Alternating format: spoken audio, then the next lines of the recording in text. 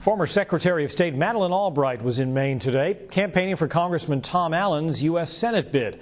Albright says a Democratic majority, a solid one in Washington, is what the country needs to change course. News Center's Brian Yacono reports. Walking side by side, Congressman Tom Allen and former Secretary of State Madeleine Albright are also moving in the same direction on the campaign trail.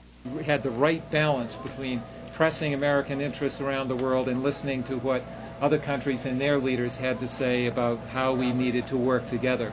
Allen and Albright say strength and cooperation are what the U.S. needs to change course. Albright stopped in Maine for a fundraiser with Allen, who's running for the Senate in 2008.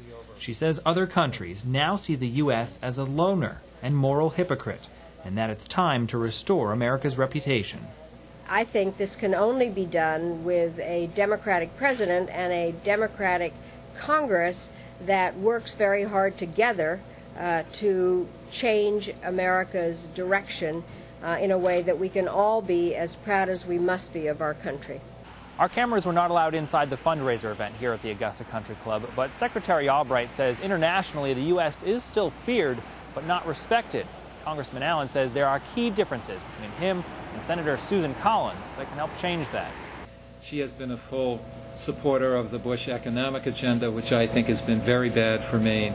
We've disagreed on the Cheney energy bill and Medicare Part D, a host of other issues, and it's those issues that matter most to the people of Maine. Both say with no strong majority in Washington, nothing is getting done. They say the war in Iraq must be controlled with diplomacy, and that the 2008 election could bring the focus back to energy policies, climate change, and terrorism.